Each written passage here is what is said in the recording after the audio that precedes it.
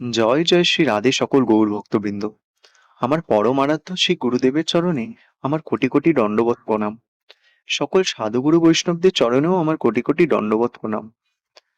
আজকে আমরা শ্রী ভক্তি বেদান্ত নারায়ণ গোস্বামী মহারাজের শ্রী কৃষ্ণ বাল্যলীলা সম্বন্ধীয় মাখনচোর নামক গ্রন্থ থেকে একটি লীলা শুনব। লীলার বিষয় হলো মাতা যশোমতীর সৌন্দর্য। এটি গ্রন্থটির তৃতীয় অধ্যায়ে দেওয়া রয়েছে। গ্রন্থটির লিঙ্ক আমি ডেসক্রিপশনে দিয়ে দেওয়ার চেষ্টা করব। চলো এবার শুরু করা যাক। একদিন মাতা যশোদা গৃহস্থালী টুকিটাকি কাজকর্ম করতে করতে আশ্চর্য হয়ে চিন্তা করছিলেন যে কিভাবে কৃষ্ণের মাখন খাওয়ার লালসাকে পরিতৃপ্ত করা যায়। সব গোপী কৃষ্ণকে খাওয়ানোর জন্য প্রেম ও ভক্তি দিয়ে আপন আপন হাতে মাখন তৈরি করে। তিনি চিন্তা করলেন, তাদের মাখন অত্যন্ত সুস্বাদু। আমি এখনো পর্যন্ত নিজের হাতে মাখন বানাইনি। আমার দাস দাসীরা এই কাজ করে। এখন থেকে আমি নিজের হাতে গাভী দহন করব, দুধ জাল দেব এবং তা থেকে সুমিষ্ট দই বানাবো। অবশেষে স্বয়ং দধি মন্থন করে সুস্বাদু ও সুমিষ্ট মাখন তুলব এবং সানন্দে কৃষ্ণ তা গ্রহণ করবে। এইরূপ সিদ্ধান্ত নিয়ে দীপাবলির দিন সব দাসদাসীকে নন্দবাবার বড় ভাই উপানন্দের ঘরে পাঠিয়ে দিলেন। এমনকি বলরামের সঙ্গে রোহিণী মাতাকেও পাঠিয়ে দিলেন, কেননা ওই দিন রোহিণী প্রাসাদে দীপাবলি প্রস্তুতির জন্য কোনো কাজের লোক ছিল না।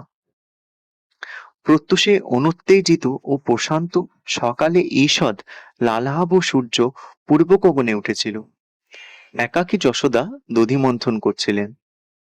তিনি দেখতে খুবই সুন্দর ছিলেন। যদি তিনি সুন্দর না হবেন তবে কৃষ্ণ কি করে সুন্দর হবেন? মা সুন্দর না হলে পুত্রও সুন্দর হতে পারে না।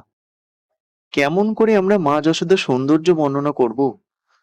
তার বক্ষস্থল এতই প্রস্ফুট ছিল যে যদি তিনি কমর নয়ান তবে মনে হয় যেন তা ভেঙে পড়বে। তিনি শুষ্ক সিল্কের শাড়ি পরেছিলেন। ওই সময় ভারতবর্ষে সিল্কের কাপড়ের শিল্প খুবই উন্নত ছিল। এক মহিলার প্রমাণ মাপের শাড়ির পরিমাপ প্রায় 10 গজ। তাঁতিরা এত দক্ষ ছিল এবং কাপড় এত সূক্ষ্ম ছিল যে একটি 1 আঙুলি বিশিষ্ট নালের মধ্যে অতি সহজে সম্পূর্ণ শাড়ি ঢুকে যেতে পারে।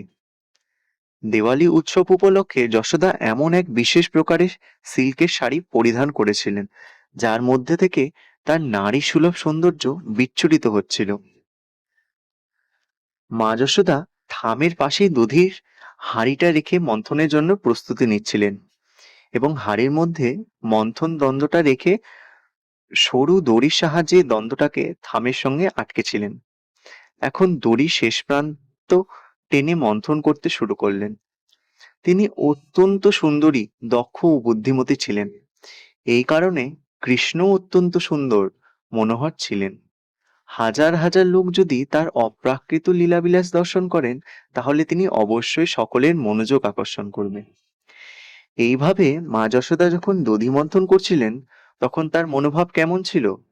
তিনি শ্রীকৃষ্ণের বাল্যলীলাগুলি স্মরণ করে কীর্তন করছিলেন। গোবিন্দ দামোদর মাধবেতি, গোবিন্দ দামোদর মাধবেতি, গোবিন্দ দামোদর মাধবেতি, গোবিন্দ দামোদর মাধবেতি। কৃষ্ণের কথা চিন্তা করে যশোদা গানে এমন আবিষ্ট ছিলেন যে তার হৃদয় দ্রবীভূত হয়ে গিয়েছিল। চোখ ছিল মুদ্রিত এবং প্রেমাশ্রু ধারা গণ্ডদেশ দিয়ে প্রভাবিত হচ্ছিল। বৈষ্ণবগণ যখন কৃষ্ণের মহিমা গান করেন তখন তারা মৃদঙ্গ করতাল সহযোগী কীর্তন করেন। মৃদঙ্গ ধিক্তান ধিক্তান শব্দে প্রতিধ্বনি করে এবং গায়কের হাতের করতালও একই সুরে সুন্দর ধ্বনি করে। মা যশোদা যখন দধি মন্থন ও কীর্তন করছিলেন তখন দধি ভাণ্ডের তলদেশে মন্থন দণ্ডের ছন্দময় তাল ঢাকের ন্যায় ধিক্তান ধিক্তান শব্দে এক সুন্দর ধ্বনি সৃষ্টি করছিল। ওই সময়ে তার গলার সোনার হার এবং হাতের কঞ্চন করতালের মতো একই সুন্দর সুরে প্রতিধ্বনিত হচ্ছিল। কঞ্চনধ্বনি ও মন্থন দণ্ডের তালে তালে মা যশোদা গানও করতেন। মন্থনের ধিক্তান ধিক্তান শব্দ এই বলে গান করছিলেন, ধিক ধিক যারা কৃষ্ণের আরাধনা করে না এবং তার স্মরণ করে না, তাদের জীবনকে ধিক, তাদেরকেও ধিক, ধিক্তান ধিক্তান। জয় জয় শ্রী রাধে সকল গৌর ভক্তবৃন্দ। আশা করছি আপনাদের সকলের এই লীলাটি খুব ভালো লেগেছে। আর বিষয় যখন কৃষ্ণ কথা, তখন তো ভালো লাগাটাই স্বাভাবিক। আমার উপস্থাপনা যদি ভালো লেগে থাকে কমেন্টে অবশ্যই জানাবেন। জয় জয় শ্রী রাধেশ্যাম।